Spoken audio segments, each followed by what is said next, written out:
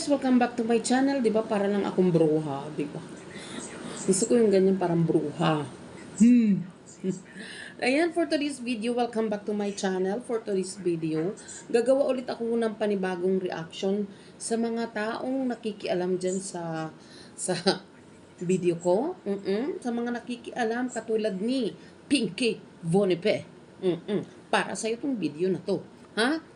Tang inumin mo. Ayun na nga guys. Alam nyo yun. Alam mo yung mga ganito. Dati ayaw kong mga papansinin tong mga ganito. Kasi alam mo mga ano to, hindi masaya sa mga sarili nila. Alam mo yun. Pero doon pa talaga siya sa video ko. Nag-comment. Diba? Ang lakas ng loob mo. Pinky Bonife. Bonife. Diba? Sabi niya, ang dami ko daw alam. Siyempre, nagre-research ako. Boba ka ba? So, sabi niya, ang dami ko daw alam kay Krishna. Hindi masyado. Pero nagre-research ako. Char. O, diba? Kamag-anak ba daw ako? Maka-reaction daw ako para kumita. Alam mo, kung kamag-anak ko si Krishna, mas higit pa yung pagtatanggol ko sa kanya kaysa sa ginagawa ko ngayon. 'Di ba? Alam mo ba 'yon? Kaya ikaw, paminsan-minsan, wag mo rin paiiralin yung pagiging tanga mo. Kasi kukomment ka lang sa video ko, tapos wala namang kakwenta-kwenta yung mga sinasabi mo. Nagmumukha kang tanga. Para kumita. Siyempre, kaya nga tayo nag-YouTube. 'Di ba? So, dahil ba nag-YouTube, tanga na. So, pati sila Vice Ganda, sila Alan Peter Cayetano. So, mga tanga yun. O di, para mo na din sinabi na yung mga nasa YouTube, tanga. Oh, talaga to, oh. Diba? Ikaw yata yung tanga-tanga. Oo. Kasi, alam mo ba yun? Parang hindi ka, alam mo yung wala kang naiintindihan. Tsaka, hindi mo alam yung, alam mo yung mga, alam mo naman yun na may kita talaga sa YouTube, di ba? Pero ikaw, dahil tanga-tanga ka, hindi mo nilalagay sa gamung-gumong utak. Yun, di ba? Tapos daldal ng daldal. Natural, binigyan tayo ng bibig para magsalita. Di ba? Ikaw nga tulis ng uso mo ba? Di ba? Tapos, pupunta ka sa video ko, 'di ba? Para mag-comment ka. Ang tanong, kamag-anak ka ba ni Krishna? 'Di ba? Ikaw nga, kung kamag-anak ka, wala kang nagagawa sa kanya, 'di ba? Kahit na pinuputak din ng katulad ng mga basher. 'Di ba? Oh. So anong tawag sa iyo doon? Oh. At saka, ang dami kong alam, natural kasi since day one, sinubaybayan ko siya.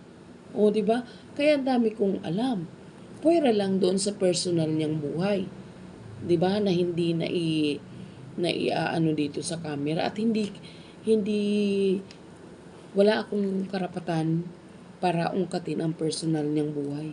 Hindi katulad mo, nakikialam ka sa buhay ng may buhay.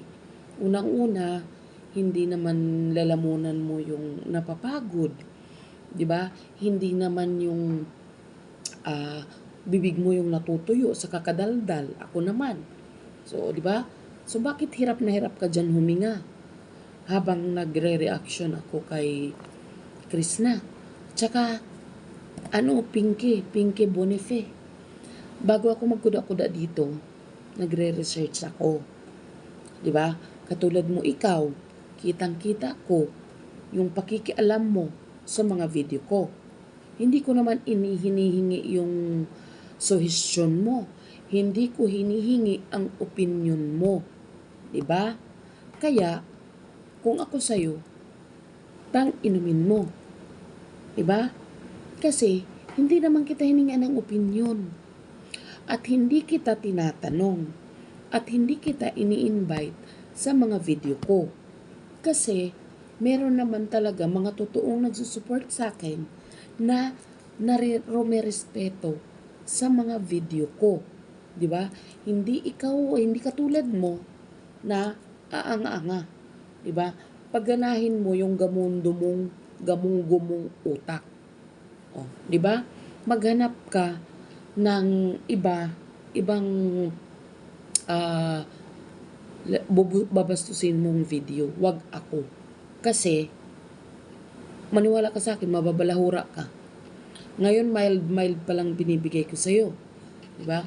Pero pag ulit-ulit na makita ko or kahit na mag-iba ka ng pangalan at mag-comment ka sa mga video ko nang hindi naaayon sa mga video ko, babalahurain kita.